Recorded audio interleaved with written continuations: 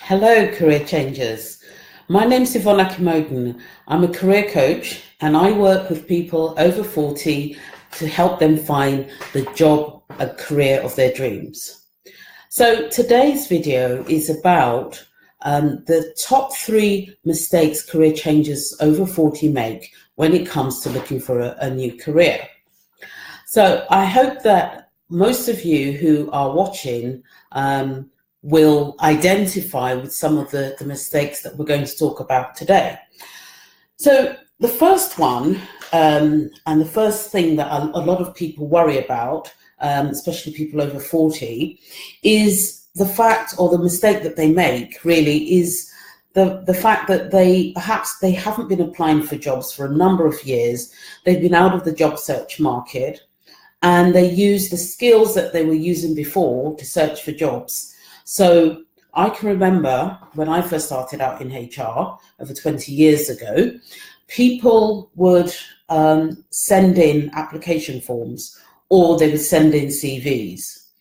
Even as recently as 5 years ago, people would still send in CVs on spec, or they would be applying for a job using emails to attach their CVs and simply apply. And things have moved on quite considerably since then. A lot of people now make use of tools like social media.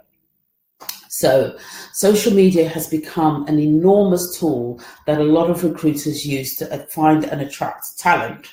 And social media takes many forms. So for some employers, you will find that they will advertise on Facebook. For some employers, they will advertise on Twitter. And more commonly, a lot of employers will advertise using LinkedIn. LinkedIn is a very common tool that a lot of employers use for searching for talent. And if any one of you has a LinkedIn profile, you will know that a lot of times employers or would-be employers will look at your LinkedIn profile before they decide whether or not to invite you to apply for their job. So these are just some of the ways in which people are able to apply for jobs. And also in this day and age, there are also tools, there are also job search apps. So a number of the big job boards have apps. So Reed is one of them, they have job apps. You've got Indeed, which is another one, they have job apps. There are also CV databases like CV Library. So if any of you have been on the website, you will find that CV Library is a good place to search for jobs, but also they store your CV. In years gone by, when we thought about applying for jobs and we thought about using CVs, the last thing we were ever thinking about were keywords. Well, nowadays, your CV has to be keyword rich. So when you're applying for a job, it's not just about having that CV, it's about making sure that what's on it has the right kind of keywords. That is, again, a really big way in which a lot of recruiters search for applicants. So for somebody who has perhaps not been in the world of work for a while, you might not necessarily be familiar with some of these tools. So using LinkedIn, setting up your LinkedIn profile correctly, updating your CV, making sure that it's keyword rich, making sure that you're using apps where you can set up alerts, sending your CV through online platforms. A lot of recruiters use what is known as applicant tracking systems, ATS for short. And a lot of the time you have to copy and paste your CV, maybe certain elements of it, or you upload your CV and the system will take from it various aspects of your CV and plug them in so that it makes it easier for someone who's recruiting to select and shortlist people. And these are all tools that, to be honest, even as recently as 5 years ago, many of those tools were not available. This has become the onward trend. So for a lot of people, if you have been out of the job search market for more than 5 years, you may find that you're still relying on old methods like simply filling out your CV and not recognize that there are a number of things that you now need to do to make your CV stand out and to make your application really come to the top of the pile. So these are all the sorts of things that you need to look at. So that is one of the first things that I would say to anybody who's looking for a job. Make sure that you don't fall into the trap of thinking that what you did before will work now, because it probably won't. It certainly won't have the same effect, and it won't be as effective as using other tools that are now available. So that's the first mistake that a lot of people make, is using old tools.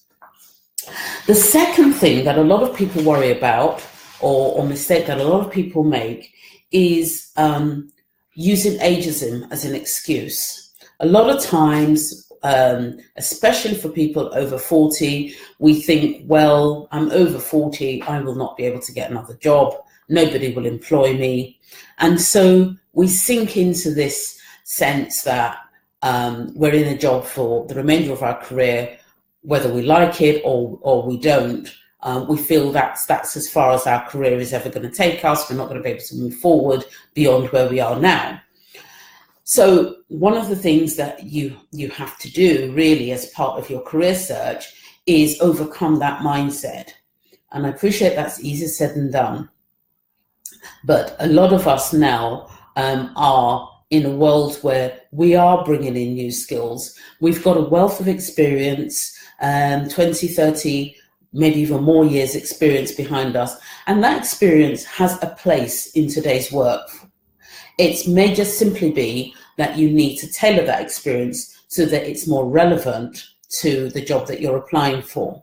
And it's also true to say that age does play a role in job search. I think it would be unfair to say, or unrealistic to say, age has no place at all in job search, because it does. But it's about making the right choices. So for some of us, it may be that we need to look in places where we're going to be working with like-minded people. We want to work in a place where age is not a barrier, and people are looking at us in terms of what we offer, the skills that we bring, the experience that we bring, and the opportunities that we can give to that organization. And those are the kind of places that you want to work in.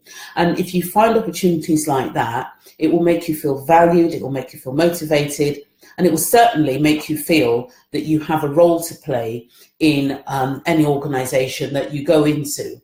So age is really one of the things that holds a lot of us back, and really it shouldn't. It's really about using your skills at the right time and in the right way to find the kind of job that really will bring out the best in you. The third mistake that a lot of people make when they're looking for a career is they often think to themselves, well, I don't have any skills other than what I have now. So if I go and look for another job, I don't have the skills to bring to that job. I don't have the skills, I don't have this experience, I don't have the knowledge. Again, if you are in that mindset, it will affect any opportunities that you seek. And it's about really saying, actually, I have skills, I have knowledge, I have experience. But in particular, it's understanding what knowledge, skills, and experience do you bring that is relevant to the role that you've applied for. Because if you can identify your skills, your experience, your knowledge, and your transferable skills, which is a really big thing that a lot of people overlook, because maybe you're changing sectors or you're changing careers, and people think, well, my knowledge and experience is in a particular area and I want to do something completely different, so I don't have the relevant skills. Not true. It's about looking at those skills, doing an audit almost of your skills, understanding where your skills fit into what you're looking to do going forward, and how you can transfer your knowledge, skills, and experience into your new role. Sometimes it might mean that you do have to undergo some training. Let's be realistic. You might have to undergo some training. There might be some gaps. But a lot of the time, the gaps that you will find are minimal.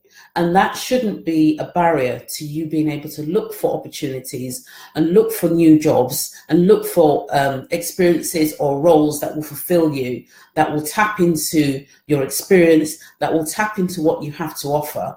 So it's those sorts of things that a lot of times people forget. They forget that they have experience that not just works in one sector, but works in others. A lot of times people forget that actually they have got an enormous amount of experience and talent that they can bring into a new role. So being prepared, understanding where your skill sets are, understanding what kind of role and opportunity you want to go into, and preparing will help you overcome some of those things that people often worry about when it comes to applying for or looking for new roles and new opportunities. So the three things that we've talked about really are, the three mistakes really are understanding how to use the new tools that are out there.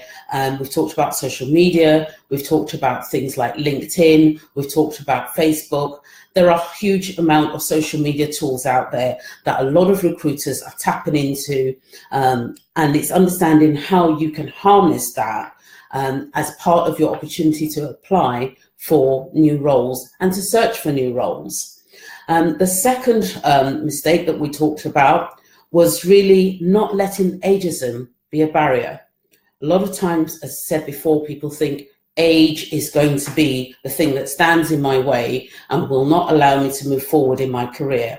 And it's about really recognizing that age can be a barrier in some professions, but there are an enormous amount of professions and opportunities out there. There are a number of organizations that really are just looking for skills. Age is not the factor that drives and motivates the choice that they might make in terms of who they select for their opportunities.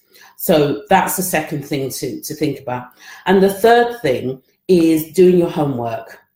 Do your homework. If you're looking to transfer from one sector to another, it's really important that you've done a bit of homework. You understand your skills.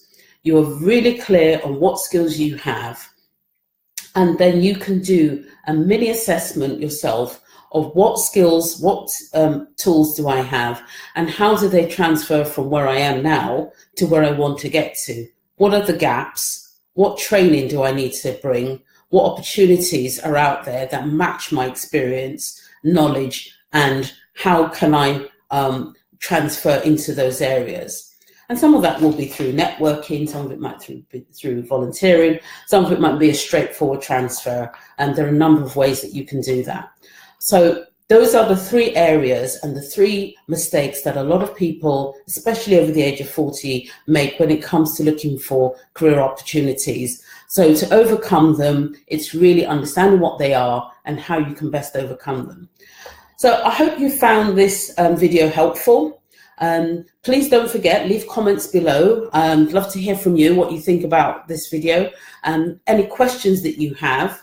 And also, there is a link in this video for people who haven't yet downloaded our free guide, the 30-step plan to career change for over 40s. So if you'd like to download that, there's a link to that in this video. And I hope you've enjoyed the video and you'll come back for the next video that we do on career change. So thank you.